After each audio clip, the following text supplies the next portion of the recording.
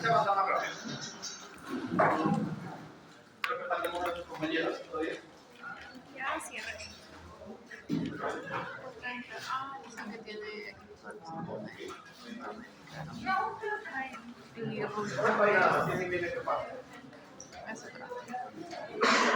La lista del B, por favor. Ya no pasamos la lista del A. La lista del B, de la vamos pasando, de la aula B. La lista de A ya todos firmaron, por si acaso alguien del A que no haya firmado. No se olviden. Entonces, hablamos hace un momento que las enfermedades obstructivas principales son dos: asma y EPOC. Asma y hablamos como 2 horas. EPOC es otra enfermedad obstructiva que básicamente lo que diferencia al asma es que tiene síntomas también de sibilancias, tiene síntomas de obstrucción al paso aéreo, tiene síntomas también de presión torácica, pero lo que diferencia a asma son, uno, la edad de aparición, probablemente es una enfermedad que aparece más en personas adultas, mayores de 35 o 40 años, hacen debut a menos de esa edad. Segundo, que no hay un componente genético familiar, pero sí, y tercer punto, hay un componente ocupacional o de exposición a algún posible alérgeno o a alguna sustancia. Normalmente nosotros hablamos que el paciente con EPOC es un paciente pues, que genera una obstrucción que no varía, no tiene variabilidad, a diferencia del asma que sí es variante, y que difícilmente le responde al broncodilatador, por lo menos al inicio. Respecto a cuáles son los desencadenantes de EPOC, hay que hablar primero de los fenotipos o de los tipos, ¿no? ¿Qué dice ahí la definición? Primero tenemos que la definición EPOC es una afección pulmonar heterogénea que se caracteriza por síntomas respiratorios crónicos. Hemos hablado de disnea, todo, producción de esputo. Ojo, aquí sí es importante ese punto. Producción de esputo, exacerbaciones. En el paciente también yo no hablé de esputo, de secreción, de expectoración, no. El paciente con EPOC, aparte de la disnea, de la sibilancia, de la presión torácica, genera esputo. Y que en algún momento durante toda su vida, desde que aparecen obviamente los síntomas de EPOC, pueden ser más, pueden ser menos, pueden ser transparentes, pueden ser de color, pueden ir o no acompañados de sangre en algún momento. Debido a las anomalías de los vías respiratorios, bronquitis, bronquiolitis y o de los alveolos. Entonces, básicamente, puede ser un problema de la vía de conducción. ¿Recuerdan sus gráficos que hacían así como un globo, no? Esto de acá y el círculo. ¿Sí se acuerdan? Decían esos dibujos. Entonces, pues, o el problema es de la vía de conducción, ¿sí? Que se obstruye, se cierra, hace un broncoespasmo con hipersecreción de moco y más adelante destrucción de los cilios, que es básicamente lo que vemos dibujado en la clase de asma, o puede ser un problema más que obstructivo, un problema del alveolo, donde el alveolo termina colapsando y eso me genera enfisema. Lo típico, lo que dice la literatura, es lo de aquí. Bueno, eso es lo que les decía, una obstrucción persistente. A diferencia del asmático que tiene variabilidad, el EPOC no tiene variabilidad, hace una obstrucción perenne, persistente en el tiempo, siempre con producción de flema. Los dos tipos conocidos son el EPOC enfisematoso y el EPOC bronquítico crónico. El enfisematoso si el problema está a nivel alveolar, el bronquítico crónico si el problema está en la vía de conducción. ¿Qué me puede llevar a un paciente a hacer ambos? En algunos se habla de la exposición a biomasa, hablemos de biomasa como producto de la combustión de un compuesto orgánico, solo lo voy a hablar más adelante, o el resultado de exposición al tabaco. Los que les gusta fumar, procuren no hacerlo. Antiguamente, los que son, bueno, actualmente personas que tienen EPOC, son personas mayores de 60, 70 años, que fumaron muchos años. En el caso del enfisema, ¿qué es lo que pasa con el enfisema? Recordarán en la fisiología que les había dibujado. Esto no lo voy a dibujar porque ya lo dibujé en algún momento. Simplemente recordarán los que siguieron la secuencia. Nosotros, compañeros, venga. Compañeros, vienen a votar. Creo que vienen a meter cosas. ¿Sí? Vale. ¿Alguien más? Entonces les decía, el tema del EPOC enfisematoso, es el problema es en el alveolo. Si el alveolo se destruye, ¿hay buen intercambio gaseoso o no? Si el alveolo se destruye, ¿hay quien intercambie el gas? No. No. Entonces, ¿qué hace? Disminuye el intercambio gaseoso. Si se disminuye el intercambio gaseoso, ¿qué va a pasar con el oxígeno en la sangre? ¿Habrá alguien que le entregue oxígeno? No. Entonces, a nivel sanguíneo, disminuye la concentración de oxígeno. Y a eso nosotros le llamamos hipoxemia. La hipoxemia que me va a generar, no hay alveolo, se destruye el alveolo, colapsa o se explota, si quieren en términos sencillos, no hay que meter el oxígeno, la circulación sigue cargándose de CO2, me está siguiendo la secuencia, ¿no? Se está cargando de CO2, pero necesito producir más glóbulos rojos para intentar transportar lo poquito que me está circulando en el cuerpo. Entonces, ¿qué va a suceder a través de la médula ósea? Produce más glóbulos. Va a generar más glóbulos rojos en su mayoría inmaduros, pero me va a generar más glóbulos rojos. Y a la larga eso se va a llamar poliglóbulo. Fácil, no hay alveolo, no hay quien entregue oxígeno, la sangre se sigue cargando de CO2, pero necesitamos hacer intercambios. ¿De dónde saco el transportador? Del poco oxígeno que tengo en sangre. La médula empieza a botar más. Y al botar más me va a generar poliglobulia. Hasta cierto punto me va a ayudar, pero a la larga la poliglobulia puede generarme efectos trombóticos. Sobre todo si el paciente con EPOC viaja a altura, si ya tiene un problema de enfisema y encima sube a altura, hace un mecanismo de disminución de la fracción inspiratoria de oxígeno, recordarán que hemos hablado de eso, ¿qué me va a generar el cuerpo? Poliglobulia, me va a generar más y más y más y más y más y en algún momento puede generar problemas trombóticos. Bueno, aquí dice tinta rosado por la policitemia secundaria. Dice intenso aumento de consumo de energía, no come para respirar, disminución de peso. Es el típico, bueno, el ejemplo de Sancho Panza con el Quijote. El Quijote de la Mancha con Sancho Panza. Se dice el modelo de Quijote suele ser el choque enfisematoso, pero la explicación fisiopatológica tenía por el problema es en el alveolo. En cambio, en el problema, el EPOC bronquítico crónico, el problema no tanto es en el alveolo, sino es en la vía de conducción. Y la vía de conducción se obstruye, se cierra, hace bronquitis crónica. Entonces, el bronquítico crónico, ¿qué es lo que sucede? El bronquítico crónico, hay una hipersecreción de moco. Hemos hablado que hay células productoras de moco. Si hay hipersecreción de moco, obviamente, ¿qué es lo que va a generar el paciente? Que intente expectorar. Lo que va a hacer el tapón mucoso es facilitar el pasaje del aire o disminuirlo. Disminuye el paso del aire. Entonces tenemos aquí, hay disminución del calibre de la vía aérea y por lo tanto va a haber un proceso obstructivo. El aire entra pero no sale. Eso es lo que me pasó a decirles, bueno, reforzar, no sé por qué les dije, reforzarles respecto al tema asmático.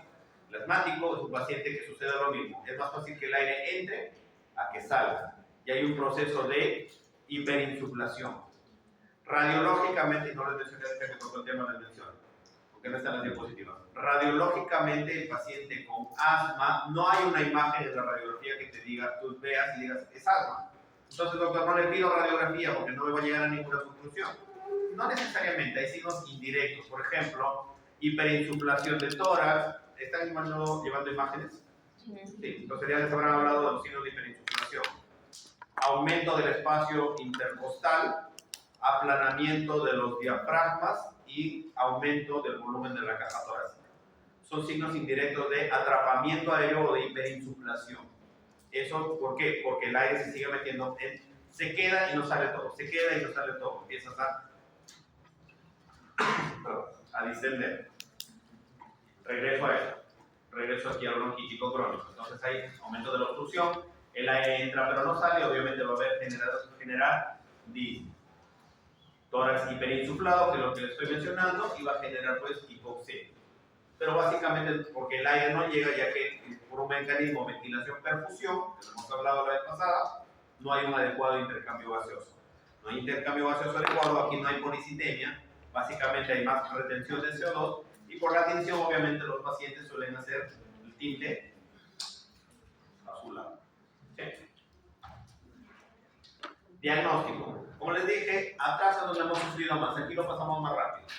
El diagnóstico de EPOC es espirométrico y es más fácil que asma. Mientras que asma recordarán pues, que era el B1 menor a, pero con una variabilidad mayor a 200% y 12% y 200 mililitros. El coste de broncodilatación. Aquí basta que digamos que el B1 capacidad vital forzada, que es el índice de Tiffenau, post broncodilatación tiene que ser menor a 0.7. Nada más. ¿Sí? No estoy hablando del verso 1, no hablo de capacidad vital forzada. Entonces, el diagnóstico espirométrico de POC es un índice de Tiffenau menor a 0.7 post de broncodilatación. Punto. Ahí murió, no necesita más vueltas. Y tiene que ir de la mano con un paciente con síntomas, que si es bronquítico enfisematoso o EPOC enfisematoso o EPOC bronquítico, cada uno tendrá su sintomatología. Pero en general, lo que hace el paciente con EPOC es tos con expectoración constante, que a veces puede aumentar, a veces no. Si hay mucha tos, mucha expectoración, ¿cómo estará el paso del aire? ¿Aumentado o disminuido? Si tengo mucha flema, se me está tapando por todos lados. Disminuido, por lo tanto haré disnea. El paciente te hace disnea a mínimos esfuerzos, ¿sí? 1, 2, te hace tos productiva, aumento de la disnea y aumento de la expectoración. En cuanto a características, doctora, antes yo sé que tengo POC, ya me hicieron mi espirometría, salió esta relación menor a 0.7 por broncodilatación, eso me lo ha dicho mi doctor hace años, pero ahorita vengo porque estoy tosiendo más. El paciente con POC les va a llegar a consulta no porque bote flema, les va a llegar porque el paciente siempre bota flema, ese es su basal. Bota flema blanca, por decirle, y por eso no le preocupa porque ya se acostumbró. Les va a llegar a consulta porque están botando más flema de lo que bota antes y ese color de flema está cambiando y empieza a cansarse, se fatiga, empieza a hacer disnea. Eso es por lo que les va a llegar a consulta el paciente con EPOC. Insisto, el paciente con asma les va a llegar porque viene crisis, me sirve el pecho, etcétera, etcétera. Pero el paciente con EPOC me va a decir, no vengo porque tengo flema, siempre tengo flema. Vengo porque tengo más flema, no puedo botarlo, me estoy cansando más y mi flema está más espesa y ha cambiado de color. Eso es por lo que les va a venir el paciente con EPOC. ¿Cuáles son los síntomas? Lo que hemos mencionado, ¿no? Disnea, sibilancia recurrente, tos crónica. ¿Por qué es importante entender la diferencia entre clínica de asma y EPOC? Porque hay muchísimos pacientes con EPOC que llegan a la consulta diciendo tengo asma. Y le preguntas, ¿y le hicieron pruebas? ¿Le hicieron algún examen? No, me escuchó y me dijo que me silbaba el pecho. Y como me silbaba el pecho, me dijo que tengo asma. Y es bastante común, bastante común. Que le silba el pecho y le dicen tienen asma. Y el paciente tiene años tratándose como asmático y no son asmáticos. Muchos son EPOC. Entonces, resumen, no todo lo que silba es asma. Tienen que ampliar la vista, ¿sí? Para eso sirve esto, para que amplíen un poquito su vista. Debido a expectoración, debido a terapia de vía aérea, hemos hablado de bronquitis o enfisema de causa persistente y con frecuencia progresiva obstrucción aérea. Historia de factores de riesgo. Tabaco, humo, contaminación ambiental, factores del paciente. ¿Cuáles son los factores de riesgo? Hay algunos pacientes, sobre todo esta literatura más europea, donde dicen que hay déficit de alfa-1-antitripsina, que genera pues, problemas de movilización de secreciones, tapones mucosos, que lo que van a generar es EPOC, en su variante bronquítica crónica. Debido al desarrollo normal del pulmón, es decir, por decirles, siempre es bueno preguntar en asmático y en EPOC, pregunten siempre esto, sobre todo cuando les dicen, desde niño, cuando vienen algunos compañeros de papá de la mamá, desde niña tenía problemas respiratorios. Siempre pregunten, ¿a qué edad nació? ¿Y cómo nació? Si nació parto eutóxico vaginal o si fue un parto por cesárea. Porque la edad al nacer y el modo de nacer también tienen influencia. Recordarán, pero ahora recordemos, esto que no llevan ginecología, ¿no? Ni neonatología, eso creo que lleva más adelante. Pero en algún momento les van a decir la maduración pulmonar. La maduración pulmonar debe ser adecuada. Cuando los niños nacen prematuros, la maduración pulmonar no es adecuada. Los cilios no se forman bien, las células caliciformes no se forman bien y usualmente desde chiquitos ya nacen con tapones mucosos, que a la larga empiezan a desarrollar problemas asmáticos o más adelante problemas de EPOC. Siempre pregunten eso. ¿Cómo nació? ¿A qué edad estacional nació? Pero esto es lo más conocido, ¿no? Causa medioambiental. EPOC por causa del tabaco, EPOC por exposición a biomasa. Tabaco, obviamente, puede ser de primera mano, que le gusta fumar, o de segunda mano, que es mucho más peligroso el de segunda mano. Es decir, el yo estar sentado o convivir o estar cerca por mucho tiempo a una persona que fuma, más daño voy a tener a la larga yo que el paciente que fuma. A los que dicen, pero yo no fumo, doctor, yo vapeo. Les menciono que el vape o el vape es hasta 10 o 15 veces más dañino que el tabaco. Más o menos a los que les gusta vapear o conocen a quienes hacen vapeo, explíquenles ya que lo que, y no porque lo diga yo, está escrito, que lo que tantas cajetillas de cigarro querían daño en 30 años, el vapeo en 3-4 años te destroza el pulmón. De repente al inicio no lo sienten, pero las pruebas funcionales empiezan a caer y empiezan con expectoración, tos, flema. Tengo pacientes jóvenes, de la edad de ustedes, la mayoría que vapean. Y están como, parece un paciente de 70, 80 años que ha fumado años. No vapeen, por favor. Eso sí se los digo como especialista y como persona. No vapeen. Se van a hacer daño más rápido. En España, en España y creo que en California, pero en España, en Madrid y en Barcelona, tanto es el boom del vapeo de los últimos años que hay unidades de pacientes hospitalizados puros jóvenes con vapeo y con daño pulmonar. Hay pacientes que mientras nosotros estamos conversando están hospitalizados, jóvenes de su edad, que han estado vapeando porque era más saludable. Ten en cuenta eso. ¿Ya? Por eso aquí está, uso de vaporizadores, oros y cigarros. Cannabis, ¿a qué le gusta? Medicinal. Exposición a polución, etc. ¿Cuáles son los principales? Este cuadrito de aquí lo saqué de un tema de Perú, porque si ustedes van a literatura de otros países te dicen tabaco, te dicen polución, etc. Pero en el Perú son hasta tres principales causas de EPOC.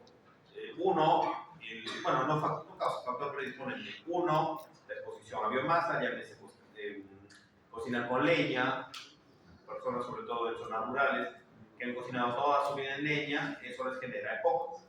Han quemado hierbas también, ¿no? En la agricultura, en el campo, etcétera, genera ese problema. Personas que les ha encantado fumar muchos años y hay otros que también es secundario la tuberculosis.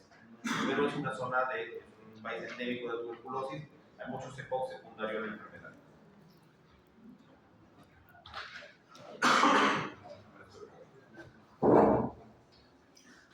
Que la biomasa básicamente es el producto de la combustión de un compuesto orgánico, así de sencillo, llámese pues leña, llámese la composta, las heces de los animales, que uno los seca al sol y eso lo meten a quemar de frente al fuego, ¿no? Y con eso cocina.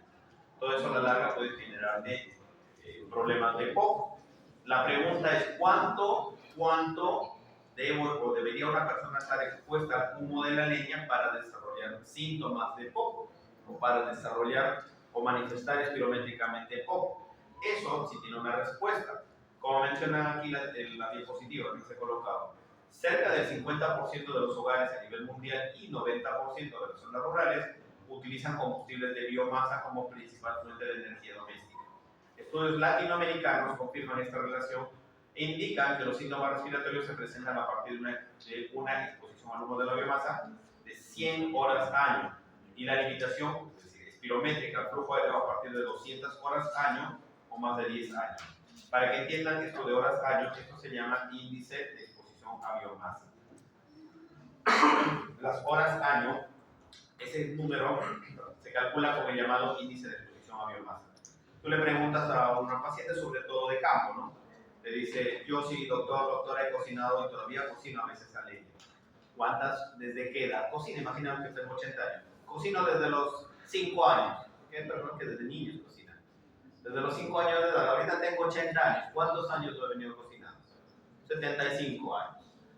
¿Cuántas horas al día? Para mi desayuno, para el almuerzo y para la noche, para calentar la comida. Promedio, póngale unas 5 horas al día, sumando. Multiplicas, así de facilito, el número de horas que estaba expuesto al humo por el número de años. si fue un 75, 70, perdón, 70 por 5 horas, más o menos sale 350 horas año. Eso se llama índice de exposición a biomasa, el IEB. Entonces, haciendo ese cálculo de cuántas horas estuviste expuesta al día a la leña, al humo de la leña, por cuántos años tienes cocinando a leña, eso me va a dar el índice del IEB, índice de exposición a biomasa. Y hemos dicho, según estudios en Latinoamérica, que mayor a 100 horas año, el índice de exposición a biomasa mayor a 100 horas año, ya te empieza a generar síntomas respiratorios. Pero ya el flujo aéreo empieza a generarse a partir de 200 horas año. Respecto al tabaco, medimos con el índice tabáquico, el IT. El IT es índice tabáquico. Básicamente es un simple cálculo matemático, ¿no? Donde haces el número de cigarrillos, le preguntas, ¿usted fuma o ha fumado? No, ya no fumo. ¿Cuántos años fumó? Fumé 30 años. ¿Cuántos cigarrillos fumaba al día? 2, por ejemplo, ¿no? 30 años por 2 cigarrillos. Multiplica. ¿Cuántos años fumó? Por cuántos cigarrillos fumaba al día promedio. Hasta ahí te da 30 por 2, 60. Pero, ¿cuántos cigarrillos tiene una cajetilla? ¿Cuántos cigarrillos tiene una cajetilla? Tengo idea. No todos, algunos saben. 20. Este 20 sale del número de cigarrillos que tiene una cajetilla. Entonces, el número de cigarrillos por día, por los años que haya fumado, entre 20, este 20 sale del número de cigarrillos que tiene una cajetilla. Haciendo esta simple fórmula matemática, podrás hacer el cálculo, ¿no? Y el índice tabáquico podrás, según lo que tú calculas, estar en cualquiera de ellos. Esto de aquí, el índice tabáquico, te da el riesgo de desarrollar EPOC por tabaco, no te diagnostica. ¿Sí? Riesgo nulo, menor, un IT menor a 10, moderado de 10 a 20, intenso 21 a 40, alto más de 40. En cuanto a la obstrucción, recuerdan que hace un momento yo les dije el difenado sirve para diagnosticar asma, ¿sí? Pero les dije, el BEF1 por sí solito no me da diagnóstico de asma. ¿Qué me da el BEF1? El grado de severidad de obstrucción. Entonces, aquí sí nos interesa. En el POC sí me interesa el BEF1 para saber el grado de obstrucción que tiene el paciente. Por eso es que en asma yo no les puse el BEF1, la graduación. Porque la graduación del BEF1 recién me interesa en el POC, no en asma. Entonces, en el POC yo veo, si el BEF1 es mayor al 80%, si tengo un paciente con un difenal de, dejémonos al libro ahorita, ya no al límite superior, al menor del 70%. Tengo un paciente con EPOC, una prueba por broncodilatación del índice de difenal del 60%. ¿Qué dice la teoría para EPOC? Diagnóstico espirométrico es un difenal, una relación menor al 70% post desde broncodilatación. Ojo con la palabra, post desde broncodilatación. Post. Y le sale el BEF1 en 80. ¿Qué digo? Tiene EPOC, tiene un proceso obstructivo que es EPOC, y además la obstrucción, si sale el 90%, pues un paciente obstruido, pero obstruido leve. ¿Sí? O si me sale un proceso obstructivo, pero con un BEF1 de 60, es un obstruido moderado. Y así, si me sale entre 50 y 30, grave, o si me sale menos de 30, es muy grave. Entonces, BEF1 por sí solito me sirve para dar el grado de obstrucción. Y eso es lo que vamos a ver en EPOC. Aparte, al paciente con EPOC, nosotros le hacemos 2 cuestionarios. ¿Para qué? Para saber cómo es su calidad de vida y cómo es el tema de la fatiga y del cansancio. Porque, repito, al paciente con EPOC es un paciente que genera tos productiva crónica y genera disney. Y no es variable, todo el día está con lo mismo. ¿Hasta ahí creo que el concepto quedó claro? Sí. Espero. Pero como el paciente, les he dicho, viene a consulta no porque tenga tos y flema, porque sabe que tiene tos y flema. ¿Por qué viene a consulta? Porque tiene más tos y flema y porque tiene cambio en la flema. Entonces, cuando viene con más tos y flema, ese paciente va a empezar a obstruirse y por lo tanto a cansarse. ¿Y cómo mides el cansancio? ¿Cómo mides la disnea? La disnea se mide mediante una escala. Esa escala se llama MMRC. Entonces, en el paciente con EPOC, la disnea la valoramos con la escala Medical Research Council, MMRC. Y va en esta puntuación de 0 a 4. A los que han hecho ya cardiología, en cardio, ¿no? La escala de disnea de cardio, ¿no les han presentado la escala de disnea de 0 a 4 puntos? La NIHA, pero lleva de cardiología. Sí. Entonces, en cardiología la NIHA, ¿qué les dice? De 0 a 4. ¿Qué les dice la 0? Cuando te vas a trotar una supermaratón de 10 kilómetros y terminas y recién te cansaste. ¿No? Por eso le he dicho que es igual, para hacer la semejanza.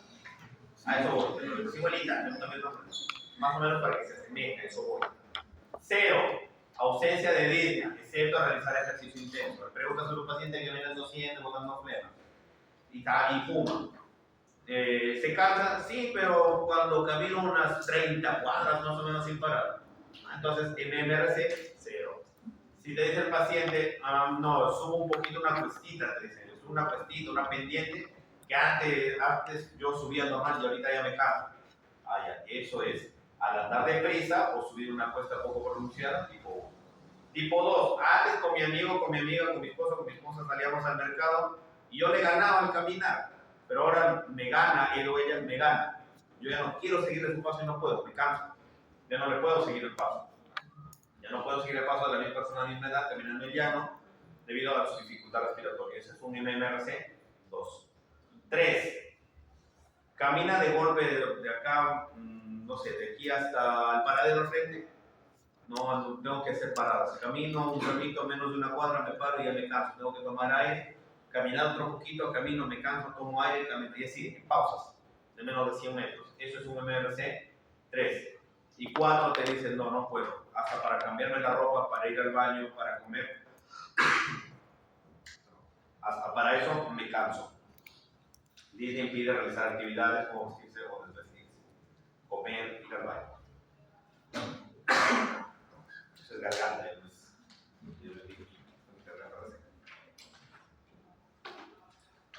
¿Se entendió el MMRC? Sí.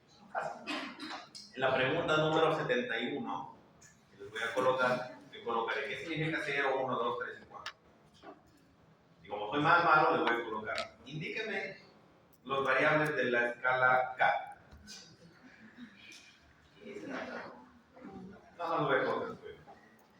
En el K, entonces, ya le preguntaste a tu paciente en qué momento se agita, se cansa. Ahora le vas a preguntar, ¿y ese cansancio le afecta a su día a día? ¿Le fatiga, le cansa demasiado? ¿Le limita a hacer sus actividades diarias? La flema, la tos, le interrumpen sus actividades diarias. Entonces tendremos que ver cómo es el estilo de vida de ese paciente. No solo su fatiga y sus síntomas, sino cómo está esto afectando a su día a día. Entonces, para eso existe este test que se llama CAT, ¿Dónde? ¿Qué pregunta se le hace? Esto el paciente tiene que llenarlo, obviamente. Le dices, ¿usted tose o no tose? Si nunca toso, te pones 0 puntos. Todo el día estoy tosiendo de cada rato, 5. Y lo que haya de variedad, a veces más, a veces menos, y el paciente te puntuará 1, 2, 3, 4, etc. ¿Sí? Responde básicamente a las preguntas. Así como cuando le dan el cuestionario, el neumólogo enseña bien, 0 no enseña nada. 5 sabe demasiado. Si está en 1. Así nos entendemos, ¿no? Más o menos eso es lo que necesita puntuar el paciente. Le preguntas, ¿tiene flema? Siente que está en el pecho la flema, porque a veces dice, tengo flema, pero ¿lo puedo botar? No puedo botar. Bastante. No, toso y boto. 5. Y así. No siento ninguna presión en el pecho, subo una pendiente, no me siento limitado a actividades diarias, etc. Hay un cuestionario que, luego que tú sumes todos los puntajes que te va a colocar el paciente, le colocarán aquí cuánto has sacado. El punto de corte es 10. Y dirán, ¿para qué me sirve todo eso? Para eso. Estos son los dilatadores que lo vamos a repetir. Para eso me sirve. Para este cuadro.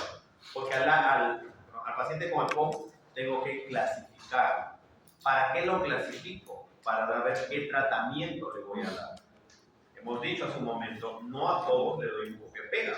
Necesito valorar e individualizar a mi paciente en cuanto a su tratamiento. Ya sé que es un paciente que tiene un proceso obstructivo, ya sé que no es variable, ya sé que bota un montón de flema, ha venido ahorita a mi consulta porque tiene más flema, aumento de volumen, está con otro color diferente, se está cansando. Le hice espirometría y comprobé efectivamente que tiene un patrón obstructivo con un tifenol menor al 70% posterior de broncodilatación y le gradué el BEF-1 en lo que hemos visto acá, si es leve, moderado, grave o muy grave. A leve, la escala que se maneja en EPOC se llama GOLD. Esta es la escala. Así como en asma está la GINA y la GEMA, en EPOC es la guía GOLD. G-O-L-D, GOLD en inglés. GOLD. Entonces, según el BEP-1, por lo que hemos calculado, si es este BEP-1 leve, es el GOLD 1, GOLD 2 en estos variables, GOLD 3 y GOLD 4. Pero lo que quiero que me entiendan es esto de aquí, este cuadrito. Este cuadrito es básicamente para darle tratamiento a mi paciente. Entonces, si yo quiero darle tratamiento a mi paciente, debo clasificarlo. Y para clasificarlo voy a utilizar esta escala. Hasta el año 2022 todavía, hasta el año 2022, este cuadrito se subdividía. Acá. ¿Puedo abrir acá? Todo como morimos de calor. Ya voy a poner un 10 minutos.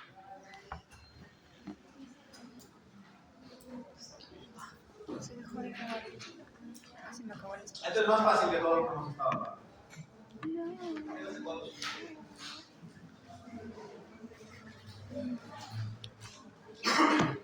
Es un cuadro de doble entrada.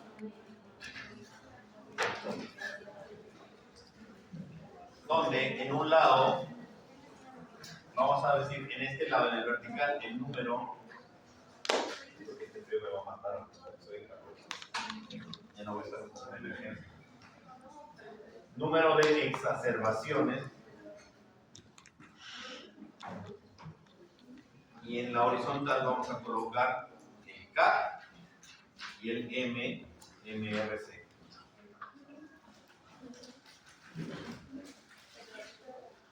En cuanto al número de exacerbaciones, ¿qué dice arriba? En este cuadro. Abajo. 0 a 1 exacerbación. Exacerbación es lo que les dije. Su basal es tos y flema. Eso es su basal. Viene porque tiene más tos, más flema y cambio de escudo. Eso es una exacerbación. Un aumento, un cambio de los síntomas que ameritan una modificación del tratamiento. Eso es una exacerbación. ¿Sí? Entonces, si digo en el número de exacerbaciones, en la parte de abajo, mi paciente en el último año no tuvo ninguna exacerbación o al menos tuvo una sin ingreso al hospital. No necesita hospitalizarse. En el cuadro de arriba será lo contrario. Tuvo mayor o igual a 1 exacerbación.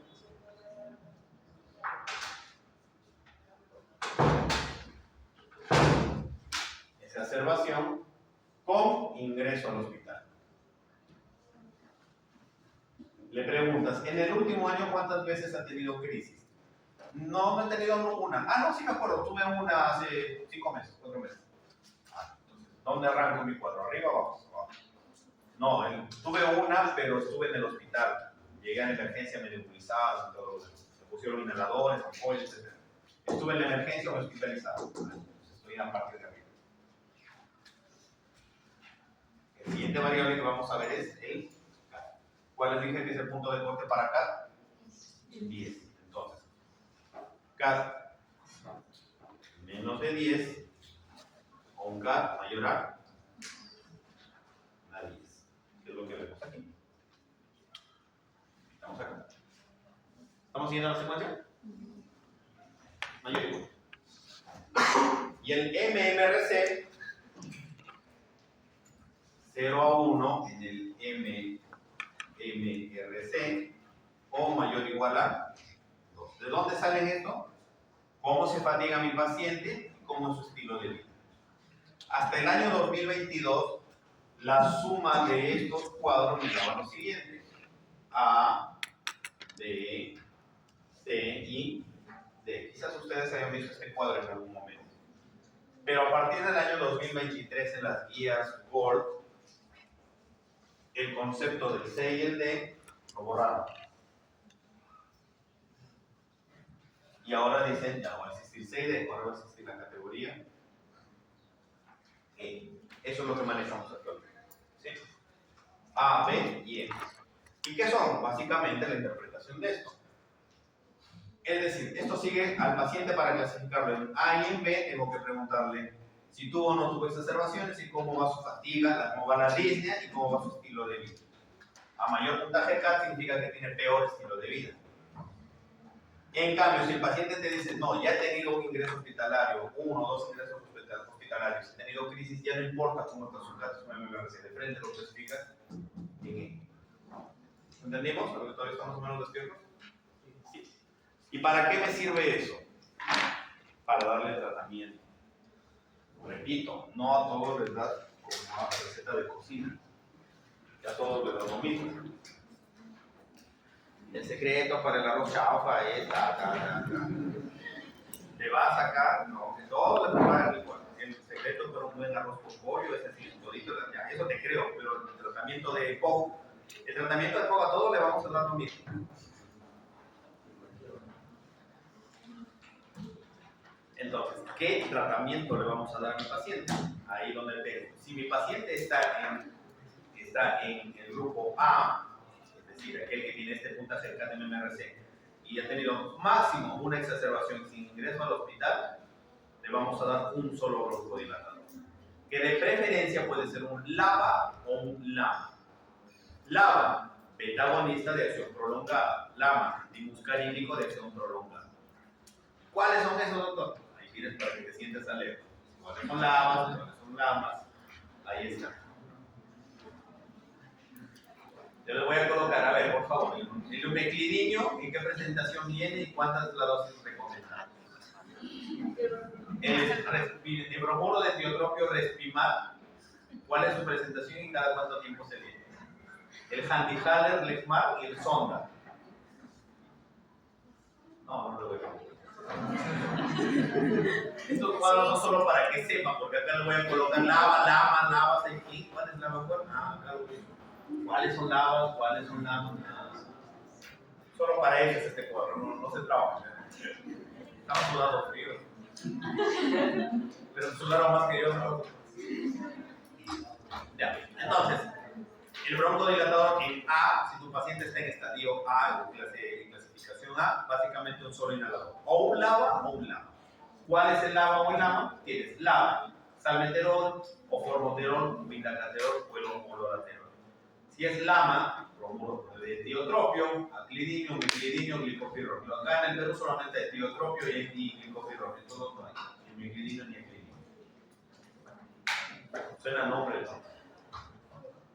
De persona. Que estás en la B, le vas a dar la combinación LABA. ¿Cuáles? Ahí lo que se te ocurre. Con este de aquí, con el de acá, etcétera. Se puede darle por separado o también presentación que venden en su zona. No te rompan la cabeza, eso no es importante para ustedes. No es importante que se lo aprendan, pero sí que sepan que existe. Y si mi paciente tiene ya más de 2 exacerbaciones o ya tiene ingresos hospitalarios con la nueva clasificación de Gold, yo ya no clasifico en C ni en D, sino de frente en E. Ya no interesa si tiene más de 2 exacerbaciones o mayor a un ingreso hospitalario, ya no interesa su MMRC ni el CAT. De frente me voy al que está en grupo E y el grupo E lo trato así. LABA más LABA, pero se debe considerar el corticoide inhalado.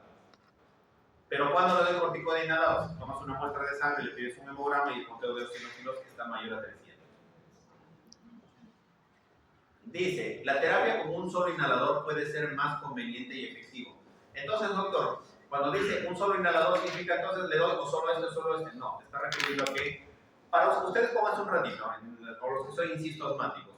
Es más cómodo que te dé un solo inhalador que tenga 2 componentes en un solo y estar, por ejemplo, 2 puffs cada 12 horas o puff cada 12 horas, o decirte, mira, a las 7, a las 10, a las 5 y a las 10 vas a utilizar un inhalador y el otro inhalador lo vas a utilizar a las 8, a las 3, a las 9. Te vas a olvidar, no lo vas a hacer. Entonces es mejor todo combinarlo en una sola presentación. Eso es a lo que se refiere lo de aquí. la terapia con un solo inhalador puede ser más conveniente y efectiva que múltiples inhaladores. En cuanto a la presentación, hay medicamentos que ya vienen de venta de laboratorio combinados. El LABA más el LAMA en uno solo, o el corticoide más el LABA en uno solo, le agregarías el LAMA. ¿Sí? A eso se refiere. Conclusión, repito. Si está en A, un solo broncodilatador. O LAMA o LABA. Si es B, LABA más LAMA. Si es C, LABA más corticoide inhalado. Si el conteo de eosinófilos en sangre periférica en hemograma es mayor a 300. ¿Cuáles son LABAs? ¿Cuáles son LAMAs? ¿Cuáles son CI? Ahí los digo. Solo para conocimiento, no para este trabajo. Y lo que a cada rato le vengo repitiendo, el paciente, ¿por qué te viene a consulta? ¿Te viene a consulta porque tiene tos? No. ¿Te viene a consulta porque tiene más tos? ¿Te viene porque tiene flema? No. ¿Te viene porque tiene más flema? Porque ha cambiado el color, porque está más espesa, más difícil de expectorar y en algún momento se está cansando y tiene más tos. Entonces, la triada de aumento de disnea, aumento del volumen de esputo y de la tos, eso se llama triada de Astoril. Es el criterio, es el diagnóstico clínico de exacerbación de POC, no de POC, de exacerbación de POC, de aumento de síntomas. En cuanto al manejo, básicamente es lo que hemos hablado aquí. El manejo se resume en este cuadrito de aquí. Pero, ¿para qué me sirve esto de acá que les he colocado? Que no solamente es tratamiento farmacológico, como hemos dicho que son pacientes mayores de edad en su mayoría, deberá ir de la mano de cambio de estilo de vida, dejar hábito tabáquico, vacunaciones, influenza, neumococo, COVID. Entonces debe ir de la mano el paciente con EPOC, tratamiento farmacológico, estilo de vida y vacunación. Seguimiento del EPOC estable, si predomina disnea, la ONAMA, si no está por separado, esto básicamente es la A, esto es la B, A, B y la E. Esto es básicamente en otro gráfico, pero se está repitiendo lo que ya tenía. Y finish. Se acabó.